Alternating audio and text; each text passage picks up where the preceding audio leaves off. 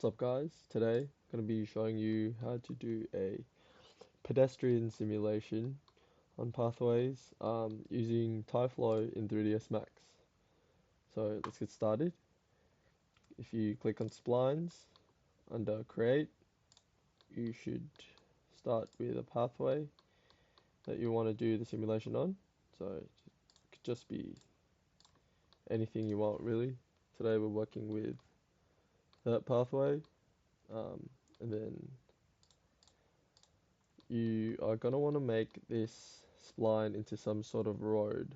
So click on modify, search up spline offset, and then scroll down under parameters, and then change the end type to open square, and that should sort of fix that glitch that happened first, and then that should create your pathway.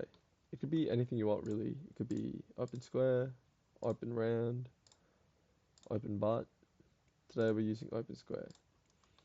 And then you're going to want to create like a point A and a point B. So in order to do that, let's create a box. Let's say this was the building that they're coming out of, like that. Then another box over here, and then this would be like the building that they're heading towards. Okay, so now the entire simulation model's basically done. That's when we start using Tyflow.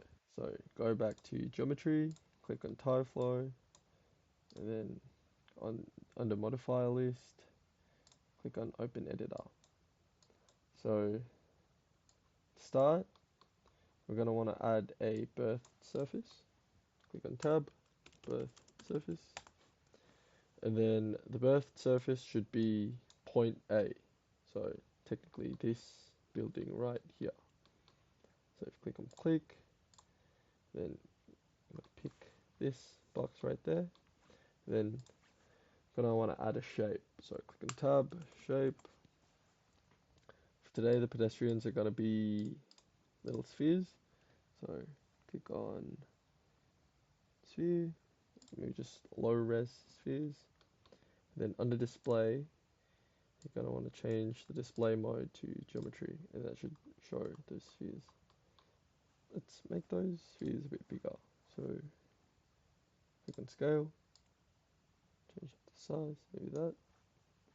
Perfect. Then now what you're gonna want to do is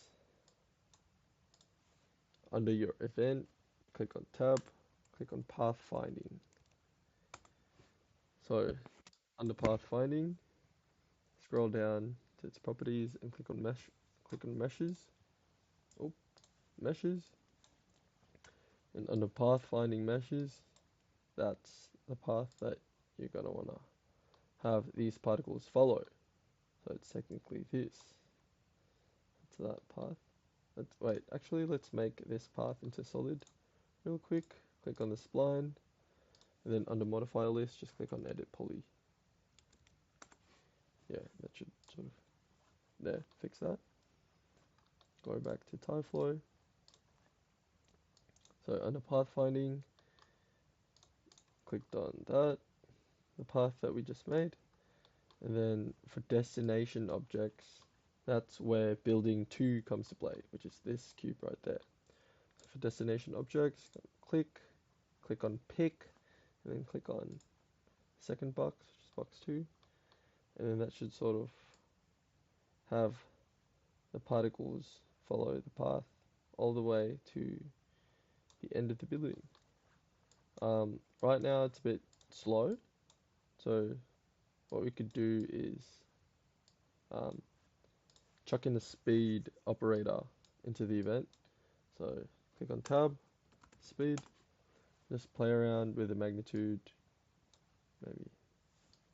maybe 4, and then it could show you the pathway that these particles are taking, but I personally find that a bit distracting. So in order to hide those lines, click on pathfinding, and then if you look for display, it should be under here, uncheck the show path list, and then that should sort of hide the path that the particles are going. And then if you play, just sort of shows the particles going. It's not showing. So currently there's not enough frames to show particles going from point A to point B. So in order to change that, click on time configurations under here, and then sort of extend the frames. So let's make that into like, I don't know, 300. That should work. And then that should give you enough time to follow. And then enter there. Easy.